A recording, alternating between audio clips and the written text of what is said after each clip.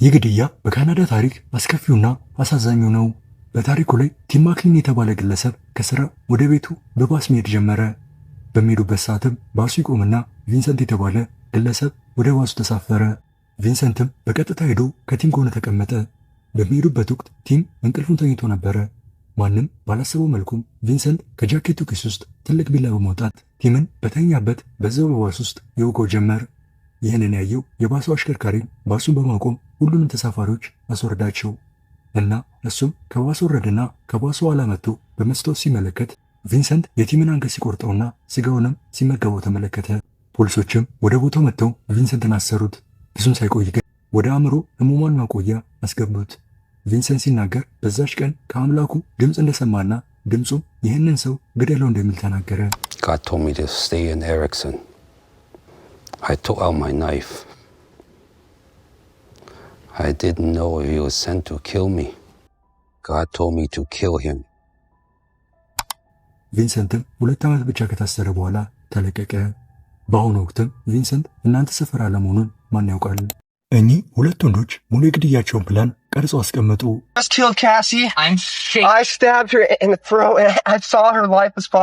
ሟች ካሲ ስትባል ከሚገሏት ወንዶች አንዱ እሷን ከመግደላቸው በፊት ወደ እሷ ሄደና ቀረጻት።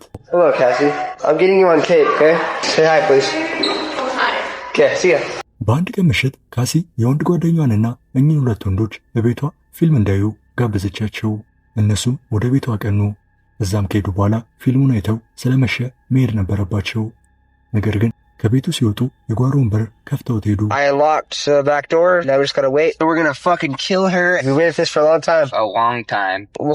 ወንዶቹም መሸትሸት ሲል ተመልሰው ቅድም በከፈቱት በር ወደ ቤቱ በመግባት የቤቱን ሙሉ መብራቶች አቋረጧቸው። ካሲም ደንግጣ መኝታ ቤቷ መግባት ስለፈራች ሶፋ ላይ ለመተኛት ትወስናለች። ወንዶቹም ሶፋ ላይ በተኛችበት 30 ጊዜ ደረቷ ላይ በጩቤ ወጓት። ወንዶቹ ግድያውን ከፈጸሙ በኋላም እየቀረጹ ነበር።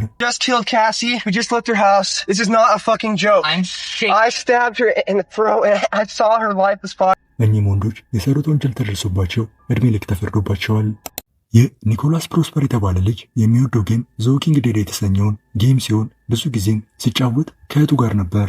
በአንድ ቀን ግን ከእህቱ ጋር በሚጫወትበት ሰዓት እህቱ በጌሙ ላይ ትሳሳታለች። መሳሳቷም እንዲሸነፉ አደረጋቸው። ይህም ሽንፈቱ በከፍተኛው እንዲናደድ አደረገው።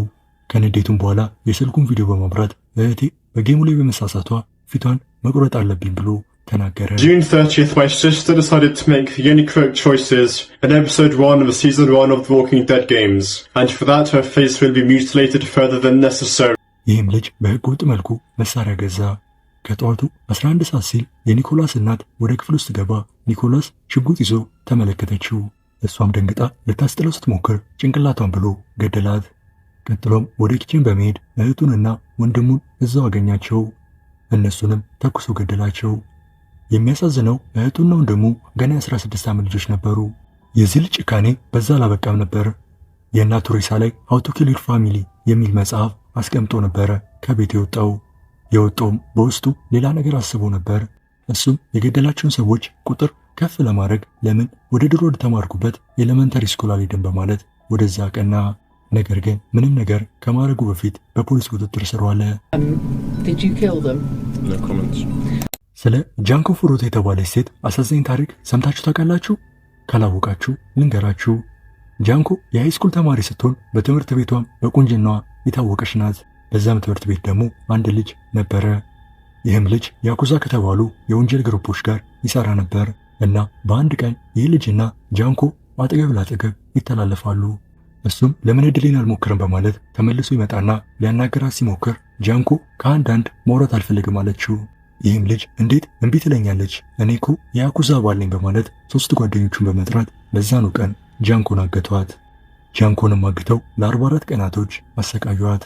በአንድ ቀን ምሽት ላይ ጃንኮ ሁሉም ሲተኙላት ጠብቃ የአንዳቸውን ስልክ በመውሰድ ለፖሊስ ልትደውል ስትል አንድ ልጅ ተመለከታት።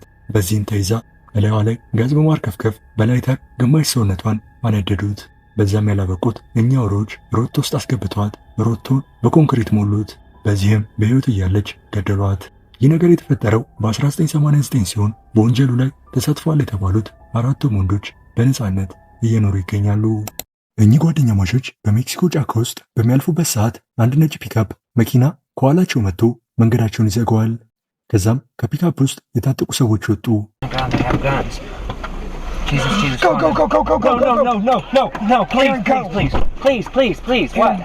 በፒካፕ ውስጥ የነበሩት ካርቴሎች ሲሆኑ ምን እንደሚሏቸው ተመልከቱ።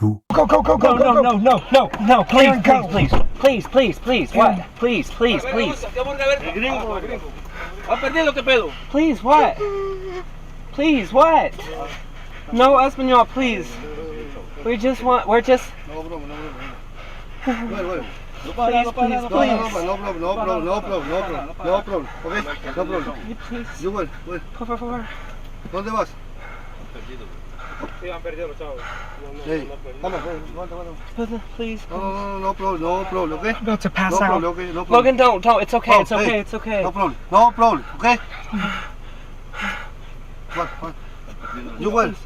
Can we go? Well done.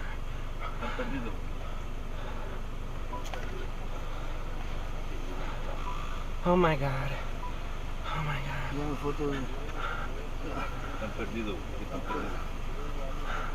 Please, No, okay. Hey, no.